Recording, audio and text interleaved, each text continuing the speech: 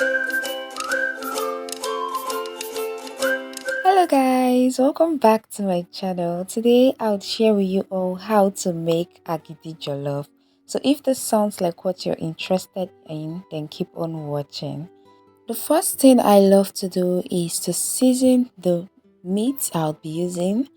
You can make use of any kind of meat, but I'm using brisket bone. So I'll season that with some salt, seasoning, chili powder and curry powder, some blended onion as well, and then enough water. I'll cover that and let it cook until the brisket bone is very tender. So it took about 15 minutes to get ready, and guess what? We have a very nice concentrated liquid as well. This is so good. So I'm going to set that aside, then heat up some vegetable oil, go in with some seasonings and then some blended onion as well. I will just let this fry for a while, then I add in my blended and boiled tomato paste and then some pepper as well. I'll let that fry for a while, then I add in more seasonings and then I would add in the bone as well. You would notice that I've been using blended onion. That's because I don't want to find any kind of particles inside the stew. So you want to make sure it is that smooth. So I would cover the meat to cook for about 4 or 5 minutes. That would help me get this delicious stew taste inside the meat. Then I would add in the stock, mix to combine, and then just test and adjust seasoning if necessary. Cover that and let it boil for about 8 to 10 minutes or until the oil has float on top. And at this point, this stew is ready. So we'll just set that aside and move over to the next.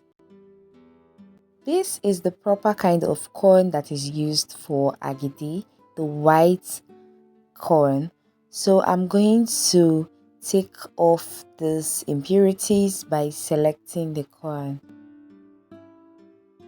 Ensure to do this whenever you want to make agidi, please, so you can take all those unnecessary things out of it, because if you find them inside this beautiful recipe, trust me, you're not going to enjoy it. This is how much I got out of it, so you can see it's necessary. So I'll just rinse the corn multiple times.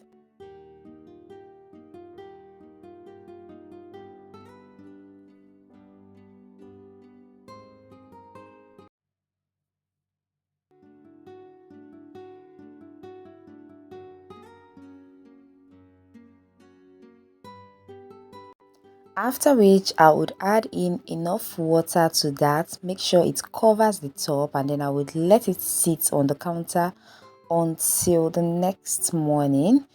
So this is the next morning. I would just take off the water and then rinse it properly.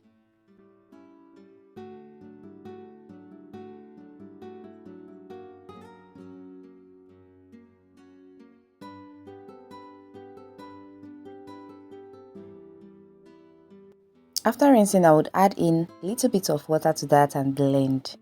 Next, get a mesh cloth and tie it on a bowl. Make sure it is very firm.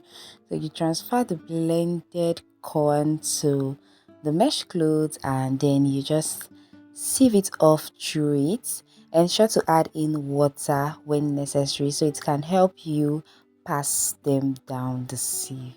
Once there is nothing else to sieve out, you would find out that the shaft would be strong like this, so you just squeeze them and then discard.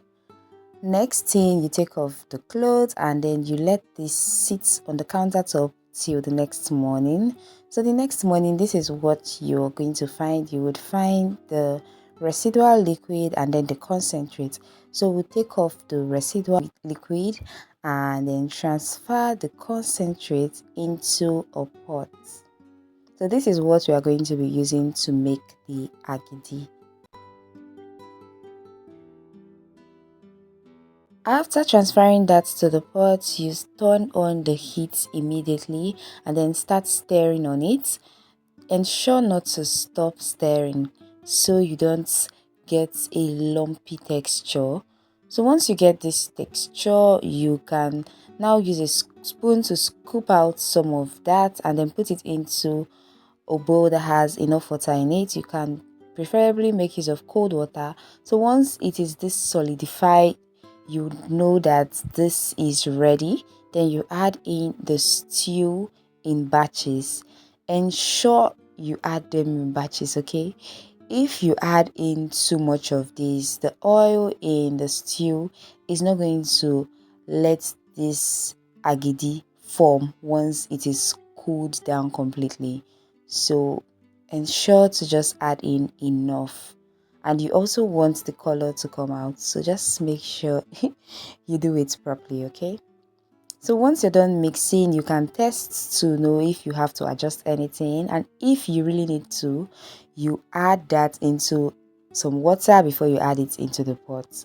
So mix for a while, and then you get your leaves or ramekin or whatever you want to use to put in the agidi. You just get it out and then you put in the agidi. I'm using leaf for this, so I'm just going to fold that and then transfer the mixture.